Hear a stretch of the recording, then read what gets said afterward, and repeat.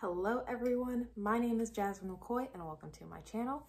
If you are new here, thank you for clicking in to drop by, but if you're a returner, it is always nice to have you back. This video I'm talking about the 3 movies that I went and saw on September 3rd, which was National Cinema Day. It is a day that celebrates cinema lovers and moviegoers everywhere, where they lowered the price of tickets down to $3 to get people out and watching movies. And of course, when you have that big of a discount, who's going to say no? So I went to work and I essentially just stayed at the movies all day, watching Breaking, 3,000 Years of Longing, and The Invitation. So it was a great day. This video is going to be a review for those 3 movies. If you haven't seen them, you shouldn't watch this video. I will put in timestamps of which movie starts where in case you have seen one and would like to watch that specific section. But we are going to start at the beginning of my day with the movie Breaking. I absolutely love this movie. In my opinion, it was the best movie that I saw out of the entire day. So we started off very strong. And looking ahead, I can certainly see any one of the main actors getting an Oscar nomination, or just the movie in general, getting an Oscar nomination for the performances that we had in here. Playing the main character, we have John Boyega as Lance Corporal Brian Brown Easley, Michael Kenneth Williams as the Negotiator. This was one of his last performances since his passing in 2021. Silenus Leyva as Rosa Diaz, and Nicole Beharie as Estelle Valerie. The story centers around a retired vet who falls on hard times and then robs a bank in order to get the money that he believes he is owed from the VA, the Department of Veteran Affairs. He makes it very, very clear right from the beginning that he is not trying to rob the bank. He does not want the bank's money. He is simply using the bank as a means to an end to get the attention that he needs in order for the VA to listen to him, to get him his money, and to share his story with the rest of the world. So it is not in any way a uplifting, positive, feel-good movie. It's based on real events that happened in 2017. I do not remember this ever being aired. I do not remember this being in CNN. I do not remember seeing this come across on my phone. So this was news to me. It was news to my entire family that this had ever happened, but it's recent. And that's one of the important things, because this is not something that happened 20 or 30 years ago. This is something that happened 4 years ago, 5 years ago. And my thing about this is that it doesn't present him as someone who is crazy. He has a very clear motivation. All that he wants is his $892 from his disability check. That way he can try and bring himself up out of the financial hardships that he's in. That way he can get out of the hotel that he's living in, and that way he can give his daughter a puppy. Very clear, very simple.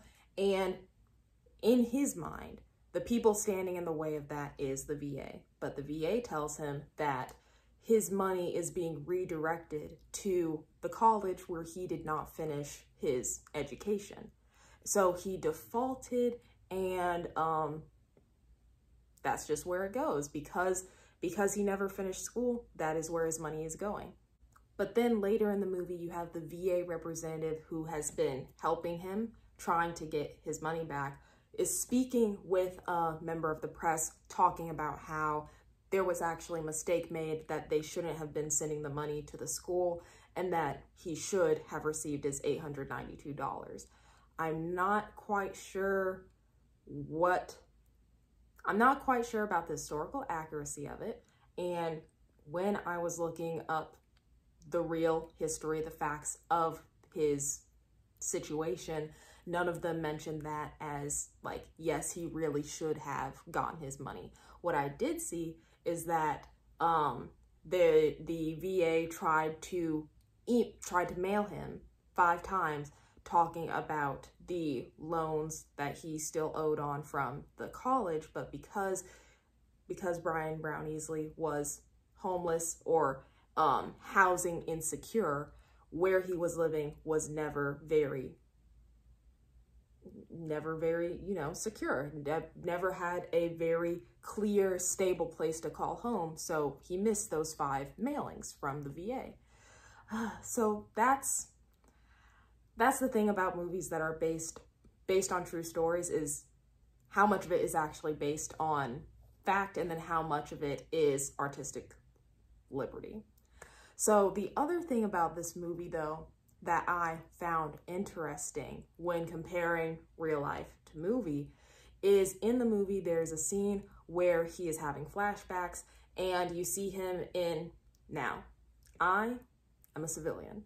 I do not know much of anything about the armed forces, but you see him in what looks like combat gear. He is wearing fatigues, he has on a helmet, he's carrying a gun, he has a big backpack on, and he turns and he runs with this other group of men who are dressed the same, also holding guns, and they're heading into this big building, and there's planes and like loud noises, missiles, all that kind of stuff.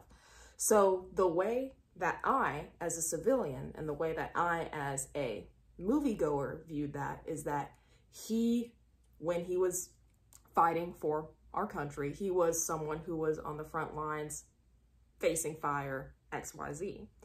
But that is not actually what happened. He was a supply clerk. So he worked in a warehouse for, according to resources, up to 17 hours a day, making sure that orders were filled. And that is what gave him like severe back pain. And it also, because he is a supply clerk in a war zone, he experienced PTSD from living in that unsafe environment. So that's the history. But based on the story, we're led to believe that he was someone who was facing fire, that is where he got an injury from, which is what would have resulted in him needing a disability check. So it's like, every level, every part of the military has to be there in order for it to work. Every cog in the machine is necessary. So why did they present that to us to get the audience to think of him as someone who was, and I don't know the correct terminology, but someone who was in combat, someone who was in the fire? Why did they give us that presentation when he was a supply clerk? Why would they not just show us that that's what he was doing, and that is where he got his back injury from sustained heavy weightlifting, and just show that? So that's a question that I had. But the reason why I love this movie is because it is heavy. It is slow paced. It is dialogue heavy, and you're able to get snippets from all the different people who are a part of this. So you get to hear, obviously, Brian Brown Easley's side of the story, his thought process. You get to empathize with the two employees of the Wells Fargo bank that he was holding up, and the thought process of the negotiator as he's trying to work with Brian Brown Easley in order to get him out alive. Because the entire point of the movie was that he did not have to die, that this was a completely preventable issue.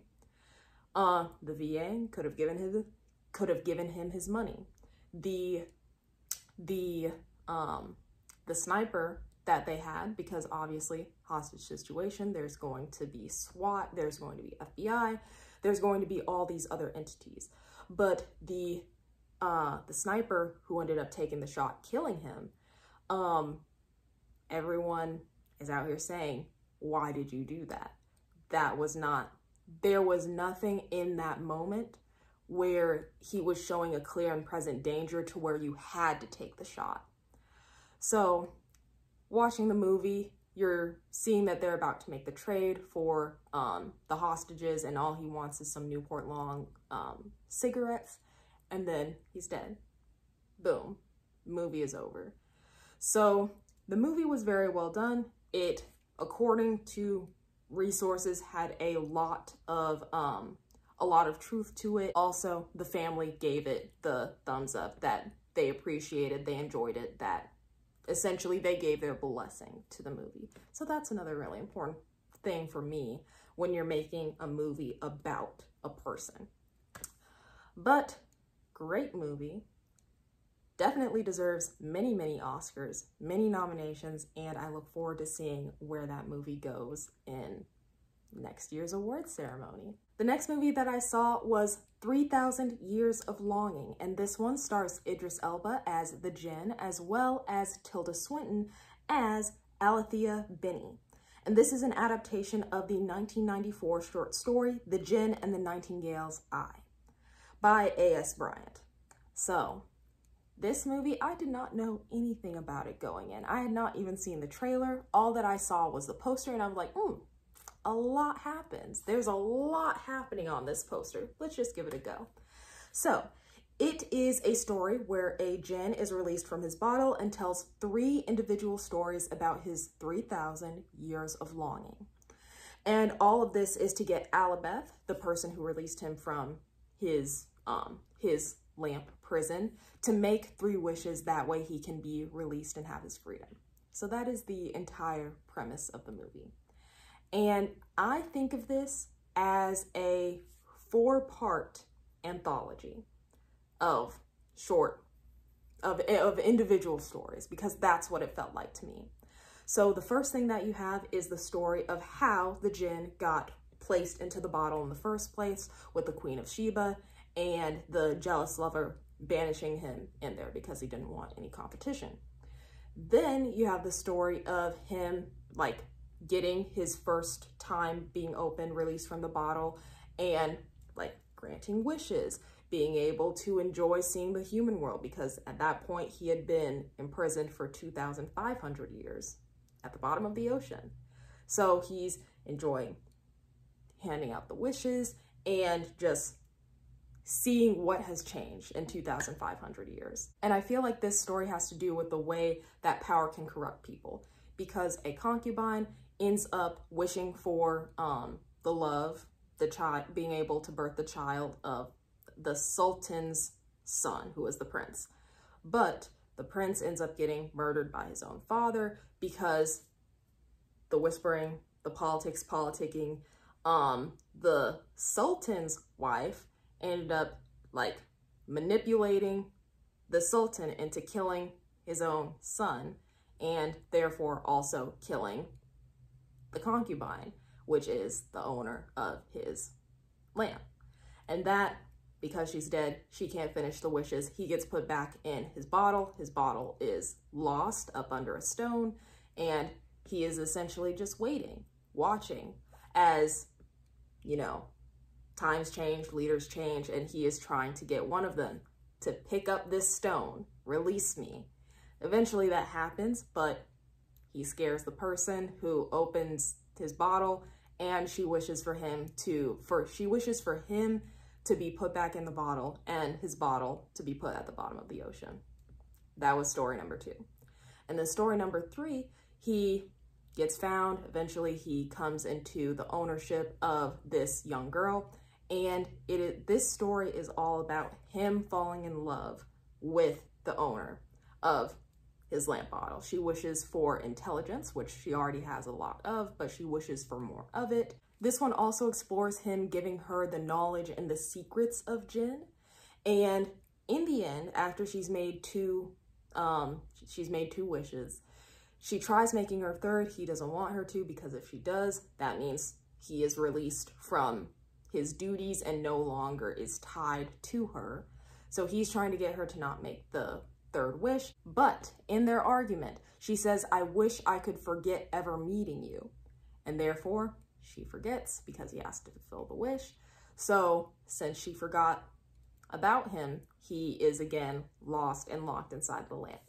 And all of these stories are being told to Alethea because she does not want to make any kind of wishes, because as a storyteller, because that is what she is a storyteller. She is from what I understand, she's someone who has a PhD in literature, in storytelling, and narrative. So this is what she does. And she knows every single time someone is given the opportunity to have whatever their wildest desire is, it's a cautionary tale. You say that you wish you had more green, as in money, and you get turned into a frog.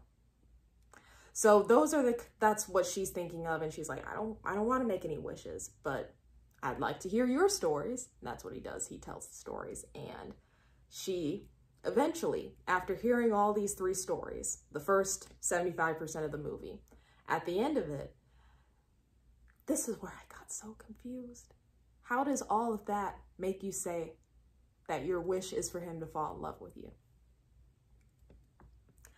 I was confused by it. I also am sitting there like, I thought you can't wish for someone to fall in love with you because love is such a complicated emotion and cannot be simply wished into existence. But hey, she wishes for it, he grants the wish, and they go off to live in London.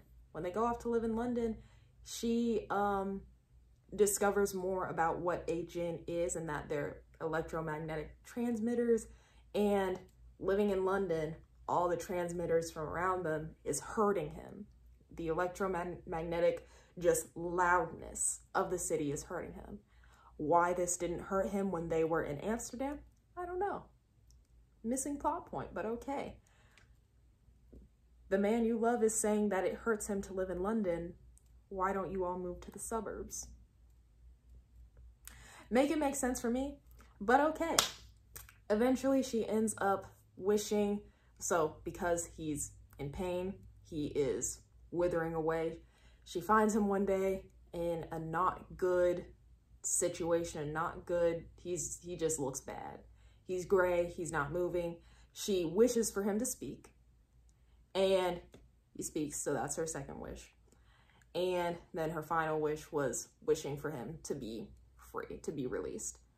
So he's gone, he disappears into dust, and he visits her every now and then, whenever he can. I didn't really like the movie.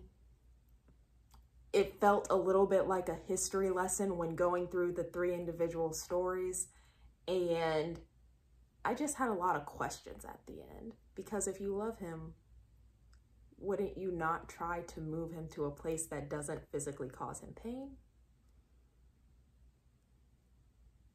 But that makes too much sense. I will say though, it was real cinema. I can say that. That was a cinematic movie.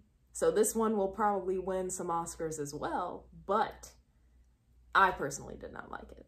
It was meh. It was a movie. I watched it. It happened. And then you have The Invitation. Now, I was very excited for this movie because I knew it was horror, and it being spooky season, I was ready to see some scares. So, this movie stars Natalie Emmanuel as Evie as well. Oh, and to me, she will always be Missandei. Missandei is Teacher Good. We love her. We stan her. So, I was very excited to see her again grace my screen. And we also have essentially a Prince Eric lookalike. If he's not playing Prince Eric in the live action Little Mermaid, whoever is on casting messed up. But we have Thomas Doherty playing Lord Walter. Lord, whatever his name is. He's a vampire. That's all you need to know. But apparently, this is a vampire movie. I did not know that going in. And I told my family at the end that, like when we did our little debrief, I'm like, I didn't know that this was a vampire movie. And they all looked at me like I was crazy saying, yeah, Jasmine, you didn't know that? What I thought, okay, apparently I must not have watched the trailer very closely, or maybe I just haven't seen it very recently. But what I thought it was going to be, because I knew it's about long lost siblings coming together. Because she does a like Ancestry 1, 2, 3 type thing. She finds a distant cousin and she goes off to England to meet her family. I thought it was gonna be a cult type horror movie where she gets there and they want to eat her or something like that.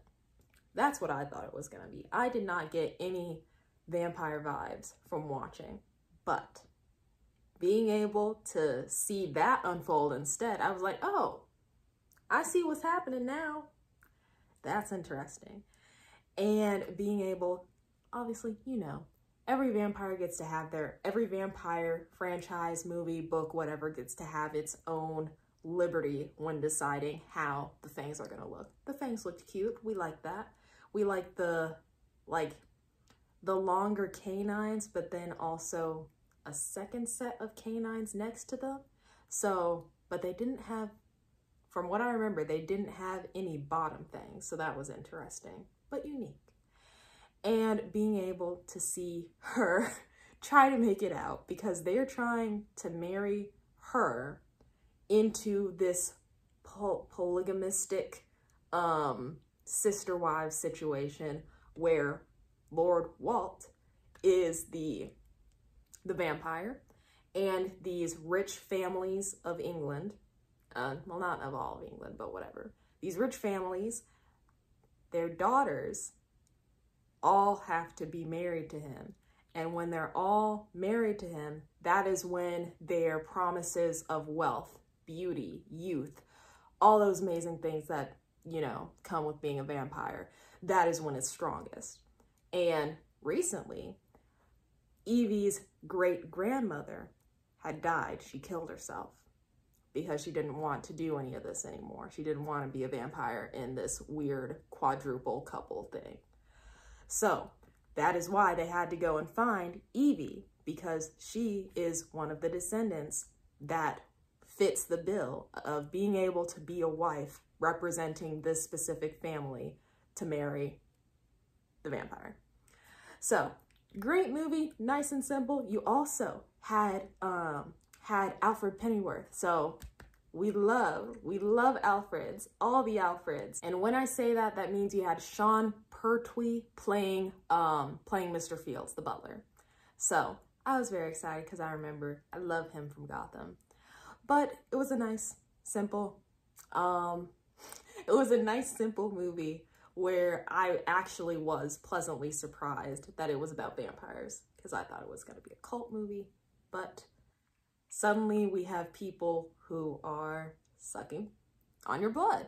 And now that I think about the trailer, it makes sense, because when she gets the cut on her finger, when she doesn't know it yet, but when she and the sister wives went on a spa day treatment thing, and the oldest one, she comes up and she licks her finger, that's a clue.